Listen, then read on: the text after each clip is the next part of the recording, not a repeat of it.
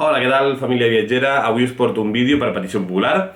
Em veu demanar que parlés de coses que ens havien decebut una miqueta de Japó i avui he aconseguit fer una llista, no n'hi ha gaires, però us la comentaré. Abans d'això, però, deixeu-me puntualitzar una cosa.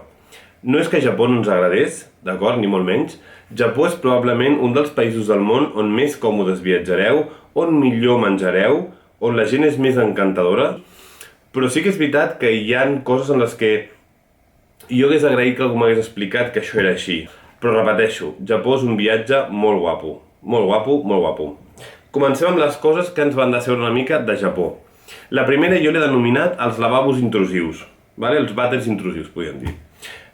Sé que hi ha gent molt fan dels vàters japonesos, dels seus xorros i les seves musiquetes i que la tassa estigui calenta. A mi no m'agrada. Ara, respecto que hi ha gent que li donen un gustirrinint increïble i que se'ls compren i se'ls fan portar a la seva ciutat, Cap problema. La segona cosa que no ens va semblar massa bé, per què fiqueu la tempura a dintre de la sopa? O sigui, la tempura, una cosa que té que és molt bona és la textura, que és cruixent, que és bé de gust fer i mossegar-la. I clar, queda tota remullida i es va caient tot el farciment i això no ho vam entendre. Una cosa que sí que és bastant important i que no ens va agradar gaire és el bosc de bambús de la Shiyama, d'acord? No és que no ens agradés, és molt bonic, però ho havíem vist a moltes fotos, destina un dia, anar fins a la Shiyama, mira el bosc de bambús. Ens va donar la sensació que sí, és molt per fer la foto d'Instagram, però tampoc no dona per massa més. Ens va passar una mica com la sèrie aquella de TV3 de quan era jo jove, que deia allò de m'ho imaginava més gran. Pues una mica, va passar això. Què més? El tema de Shibuya.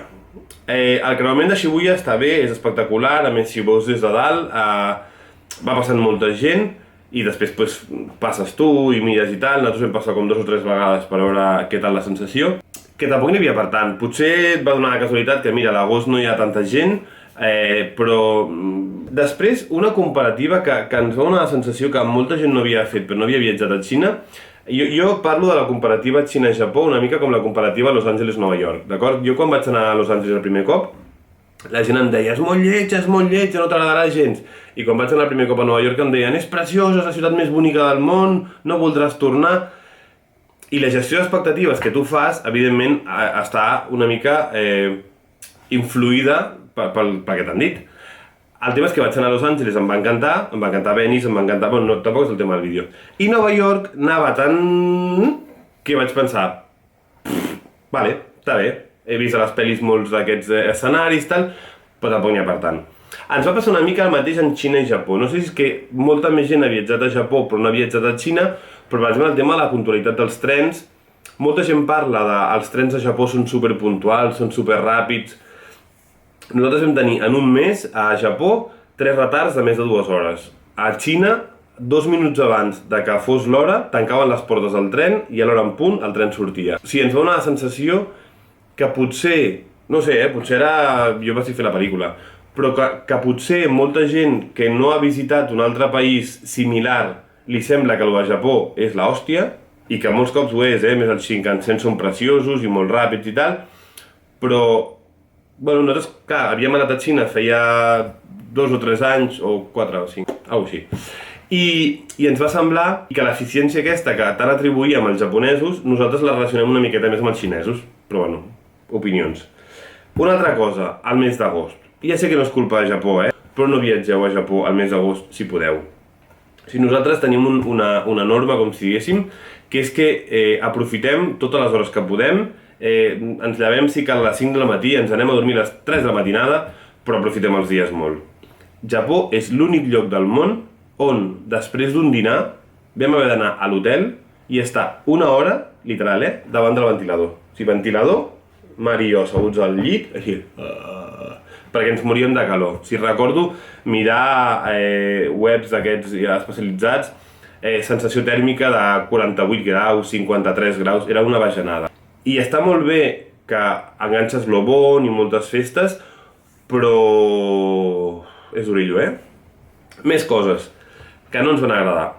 L'okonomiyaki estil Hiroshima. Si aneu a Japó, veureu que hi ha com dos grans corrents amb el tema dels okonomiyakis, que és Osaka o Hiroshima. El d'Osaka ens encanta. Vale? És el típic que ho barregen tot, fot allà un garbuix amb la pasta i tots els tòpings i tot, pum, pum, pum, pum, i després ho posen allà i van donant-li forma. El d'Hiroshima és el que va per capes. Et van ficant tot de coses una sobre l'altra i els famosos noodles, que sincerament jo no entenc què pinten un okonomiyaki, perquè a mi m'agrada molt més l'estil Osaka. Que us agrada a mi l'estil Hiroshima? Respectable, Però jo no ho comparteixo. Què més? Dos coses que a nivell ecològic ens van... no ens van agradar, ens van saber greu. Vam tornar pensant, això no. La primera cosa és els aires acondicionats. Primer de tot perquè, com us deia, era el mes d'agost, i tenies una calor extrema a l'exterior, entraves a qualsevol transport i de cop et quedaves cubito, allà tot congelat. Recordo utilitzar les típiques tovalloletes que ells utilitzen per la suor, ficar-nos-les aquí al coll, perquè si no ens agafava unes contractures de cal Déu. És exagerat l'ús de l'aire condicionat que fan, no només per les temperatures que hi ha a interiors, sinó perquè fins i tot trobareu centres comercials semioberts on al carrer hi ha l'aire condicionat posat. I això a nivell ecològic, òbviament, és heavy, I la segona cosa, també a nivell sostenible, és que està tot ultra empaquetat. Volies comprar-te una peça de fruita, que ja us dic, no ho feu perquè és caríssima la fruita a Japó, cada peça de fruita estava empaquetada en plàstic individualment i fins i tot hi havia paquets amb 6 pomes amb un plàstic exterior i cada poma tenia el seu plàstic. Tampoc ho vam trobar gaire adequat. Però bueno, bàsicament el que us dic, Japó és un lloc increïble on us ho passareu molt bé. Nosaltres vam fer una ruta, ja us dic, de més o menys un mes, que la teniu al nostre blog, que us el deixaré aquí baix, i ens va agradar molt, molt, molt, molt, molt. Simplement això, algun detallet de coses que sempre està bé, que algú t'avisi abans de viatjar de això està molt bé, però perquè moltes vegades quan tornem d'un viatge ens agrada molt compartir que tot ha sigut magnífic, que tot ha sigut meravellós, però a vegades també és útil que algú t'expliqui una mica els ets i uts de coses que et trobaràs.